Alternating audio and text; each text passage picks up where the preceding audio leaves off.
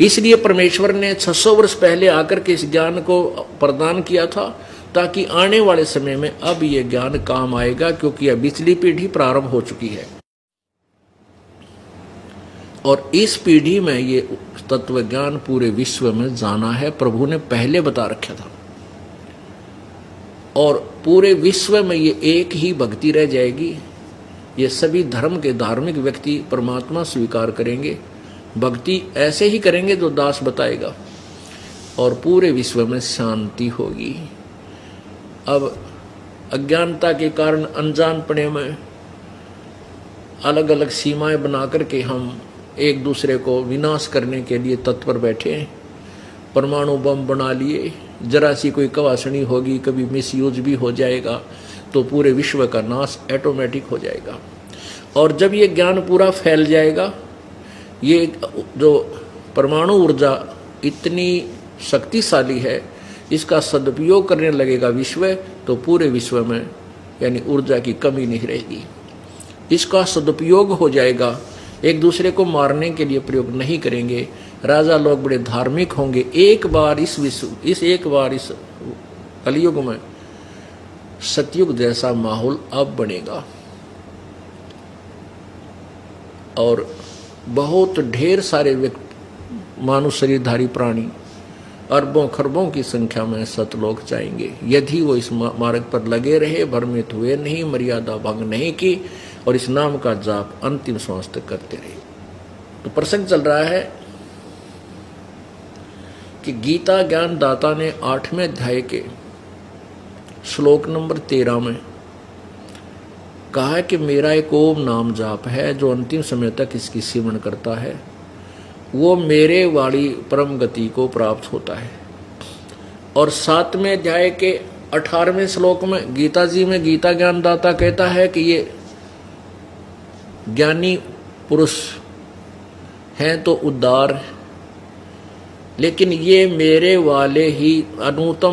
वाली अनुतम गति में ही स्थित रहे, क्योंकि इनको तत्वदर्शी संत मिला नहीं। इन्होंने अपने आप निष्कर्ष निकाल लिया कि पूर्ण परमात्मा का ओम जाप है। जैसे भ्रमित कर रखा दुर्गा ने कि वो पूर्ण परमात्मा ब्रह्म है, यही सर्वशक्तिमान है, यही सनातन भगवान है, इसका ओम नाम जाप है। तो इन्होंने गीता वेदों से मिलाया कि गीता यजुर्वेद अध्याय नंबर 15 के श्लोक नंबर 40 के अध्याय नंबर 40 के श्लोक 15 में लिखा है कि ओम नाम का जाप, ओम कर्तु समर, किलवे समर और कर्तुम समर।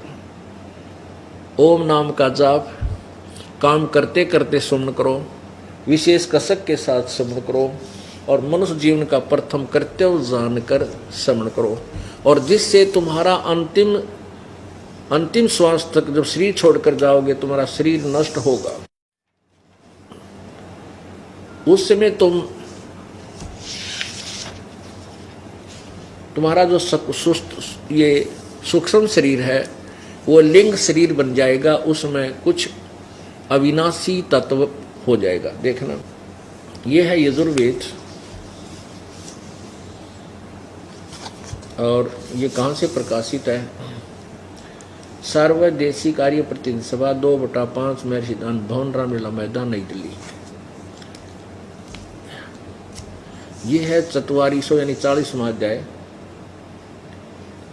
और ये 15वां मंत्र है। वायु अनिलम अमृतम इदम अथ इदम भस्मांतम शरीरम ओम कर्तो समर किलवे समर और कर्तुम समर। ओम शब्द का, ओम अक्षर का जाप, कर्तो माने काम करते करते समन करो, किलबे माने विशेष कसक यानी किलबला के कति तंग जैसे मरते हुए याद किया कर किसी को जान बचाने के लिए, किलबे समर और कर्तुम समर। अपना प्रथम कर्तव्य जान करके मनुष्य जीवन का मूल उद्देश्य भगवान प्राप्ति ही है, इसलिए कर्तुम समर। और वायु अनिलम अमृतम अथ इदम भस्मांतम शरीरम, इन्होंने क्या क्या कहा है? स्वामी दयानंद ने क्या अनुवाद किया है? कर्तो माने कर्म करने वाले जीव, तू शरीर छूटते समय ओम इस नाम वाची ईश्वर को स्मरण कर, यानी ओम का जाप नहीं करना बताया स्वामी जी ने, अनुवाद गलत कर दिया है। ओम, इस नाम वाची ईश्वर को स्मरण, जिसका यू नाम है ना ओम, उस काल का स्मरण कर, ब्रह्म का, इसका स्पष्ट लिखा है। और जबकि इसमें है कि ओम करतो समर, किलबे समर और करतुम समर। ओम नाम का, ओम मंत्र काम करते करते स्मरण करो, विशेष कसक के साथ कर स्मरण करो, और अंत अपने मनुष्य जीवन का मूल कर्तव्य जान करके स्मरण करें। यही गीता जी अध्याय नंबर 8 के श्लोक नंबर 13 में कहा कि ओम इति एक अक्षरम ब्रह्म व्यवहारण माम अनुस्मरण, यह प्रयाति तदन देहम सयाति परमाम गति। और यही वेद, क्योंकि गीता जी है पवित्र गीता जी पवित्र चारों वेदों का सारांश है, ये बहुत संक्षिप्त है, इसलिए इसमें कोड वर्ड ज्यादा है, जैसे ओम तत्सत आदि ये, और तीनों गुण लिख दिया, लेकिन रजगुण ब्रह्मा सदगुण विष्णु तमगुण शिव ये विस्तार से बताए जाने के लिए और अन्य शास्त्रों से आपके सामने स्पष्ट किए जाते हैं। अब यहाँ क्या लिखा है इन्होंने अनुवाद किया है कि हे कर्म करने वाले जीव, तू शरीर छूटते समय ओम, इस नाम वाची ईश्वर को, जिसका ओम नाम है ना उसका स्मरण कर, ओम का नहीं, अनुवाद गलत है स्वामी जी का। इसका अर्थ है कि उस ब्रह्म का स्मरण कर, ओम का नहीं।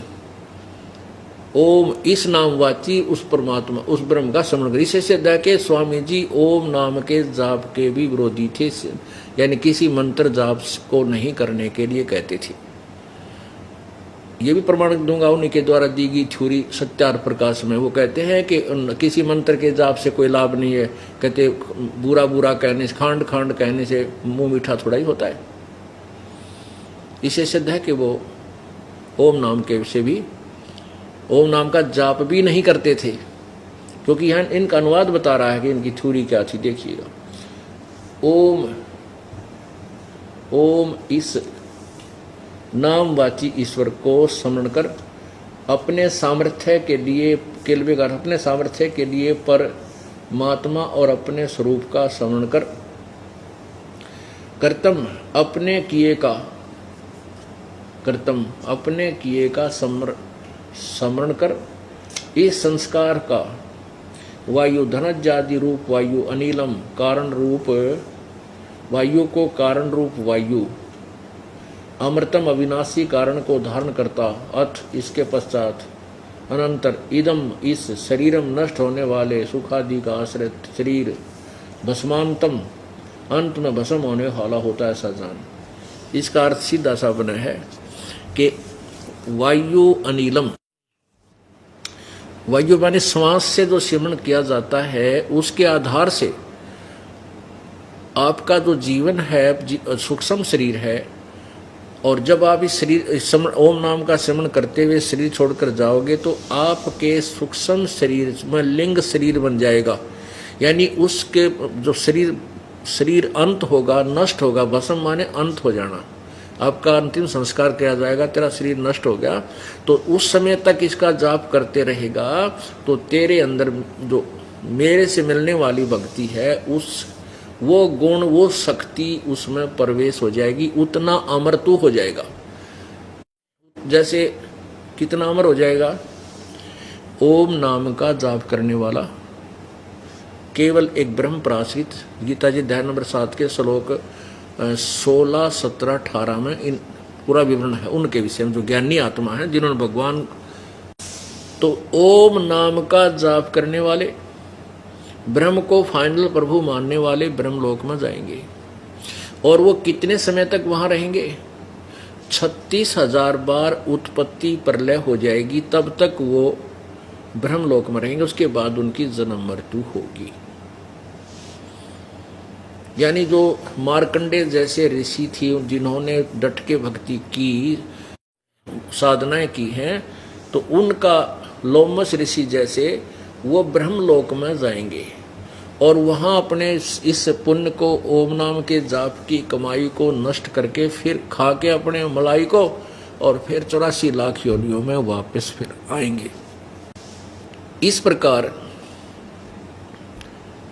गीता जी अध्याय नंबर 7 के 16-17 में कहा है कि मेरी भक्ति ब्रह्म गीता ज्ञानदाता का गीता ज्ञानदाता 7वें अध्याय के 12 से लेकर 15 तक तो बताता है कि जो ब्रह्मा विष्णु महेश तक की उपासना करते हैं, रजगुण ब्रह्मा सतगुण विष्णु तमगुण शिव जी की उपासना करते हैं, वो और जिनका ज्ञान इस त्रिगुणमयी माया गीता जी अध्याय नंबर 7 के श्लोक 15 में कहा है, इस त्रिगुणमयी माया के द्वारा रजगुण ब्रह्मा सतगुण विष्णु तमगुण शिव जी के द्वारा जिनका ज्ञान हरा जा चुका है, यानी वे इन्हीं से मिलने वाले लाभ पर आश्रित हैं और कोई साधना करने को तैयार नहीं, उनके विषय में कहा कि इस त्रिगुणमयी माया के द्वारा जिनका ज्ञान हरा जा चुका है, वो राक्षस स्वभाव को धारण किए मनुष्यों में नीच दुष्कर्म करने वाले मूर्ख मेरी भक्ति भी नहीं करते।